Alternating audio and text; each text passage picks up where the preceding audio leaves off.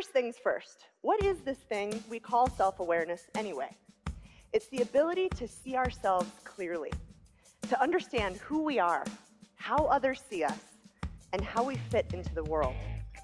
There's a comfort in knowing ourselves.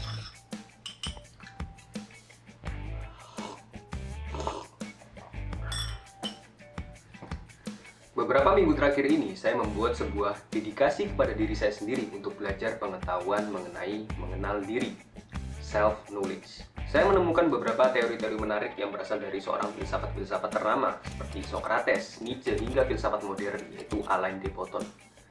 Semuanya itu setuju akan satu hal yang sama, yaitu mengenal diri adalah hal yang sangat penting untuk memiliki kehidupan yang baik. Teori ini makin diperkuat oleh seorang psikolog bernama Tasha Eurich yang melakukan sebuah riset kepada ribuan orang, di mana ia menemukan bahwa orang yang mengenal dirinya sendiri itu cenderung memiliki kehidupan yang lebih baik. They have stronger relationships. They're more creative. They're more confident and better communicators. They're less likely to lie, cheat, and steal. They perform better at work and are more promotable. Saya pun akhirnya mencoba untuk memasukkan teori-teori ini di dalam kehidupan nyata saya. Dan ternyata hasilnya itu sangat cocok dengan segala permasalahan yang pernah saya hadapi di kehidupan saya.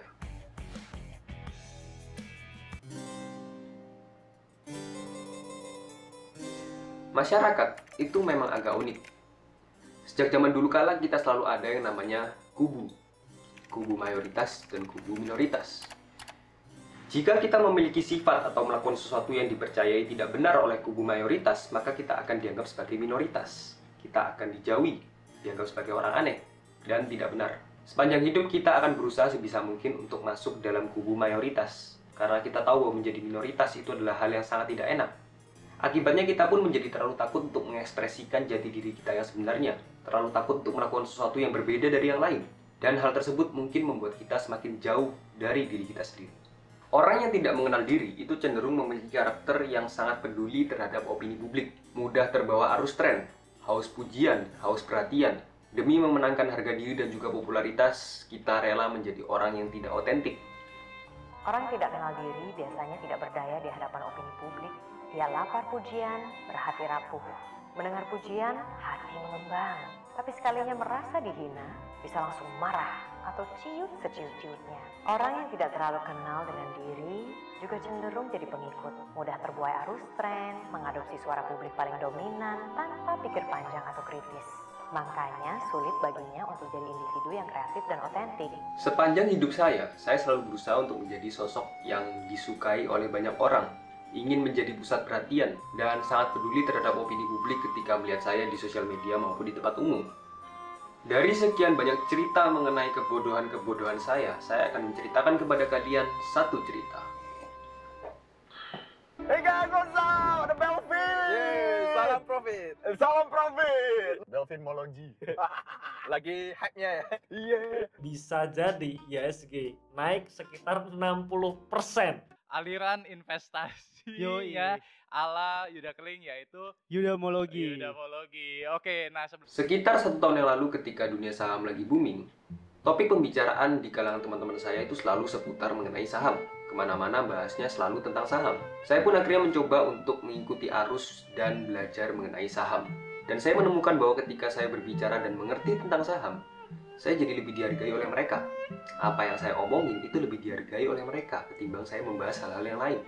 Saya pun akhirnya terobsesi untuk mendapatkan perhatian dari mereka. Dan saya memutuskan untuk lebih dalam lagi belajar tentang saham. Meskipun saham itu menurut saya adalah hal yang sangat membosankan. Ya, setiap hari saya membaca laporan keuangan, menganalisa perusahaan, membaca buku tentang saham, belajar saham, mengikuti webinar. Dan ketika mereka menemukan bahwa ternyata saya memiliki kemampuan untuk menganalisa perusahaan dan juga membaca kondisi ekonomi, saya makin dipuji oleh mereka, dan saya semakin terobsesi untuk mendapatkan pujian tersebut. Saya rela melakukan itu semua hanya untuk mendapatkan pengakuan dan juga perhatian dari mereka, tanpa bertanya ke diri saya sendiri tentang apa yang sebenarnya saya inginkan, apa yang harus saya kerjakan untuk mendapatkan kehidupan yang saya inginkan, bukan yang mereka inginkan. Saya yakin sebagian dari kalian juga pasti pernah merasakan atau melakukan apa yang saya lakukan, hanya saja mungkin ceritanya berbeda. Karena itu adalah hal yang sangat wajar atau hal yang sangat normal. Mungkin di kehidupan nyata kita kurang dihargai oleh orang-orang terdekat kita. Mungkin mungkin di kehidupan nyata kita kurang mendapatkan perhatian dari orang-orang terdekat kita, sehingga kita melakukan sesuatu untuk mendapatkan itu semua. Tapi lama-kelamaan kalian akan sadar bahwa ternyata hal tersebut tidak ada ujungnya, karena apa yang kalian kejar itu adalah opini publik, di mana opini publik itu tidak akan pernah bisa berhenti di satu tempat saja. Dia akan terus bergerak, dan kalian akan terus tersiksa karena kalian akan terus mengikuti apa yang diinginkan oleh publik, bukan apa yang Anda inginkan. Ketika topik mengenai saham ini berubah menjadi topik mengenai kripto yang lagi booming ya pada saat itu, saya pun akhirnya memutuskan untuk menyerah dan saya tidak mau mengikuti arus tren lagi. Saya mengikuti apa yang saya inginkan, yaitu membuat video. Saya pun akhirnya belajar mengedit video, saya belajar membuat channel YouTube sendiri, dan saya bangga dengan diri saya sendiri. Karena untuk pertama kalinya, saya melakukan sesuatu untuk diri saya sendiri, bukan untuk orang lain. Saya melakukan sesuatu sesuai dengan apa yang saya inginkan, bukan apa yang diinginkan oleh orang lain. Cara untuk kalian supaya bisa keluar dari siksaan opini publik dan juga siksaan arus tren yang tidak ada hentinya, itu adalah mengenal diri.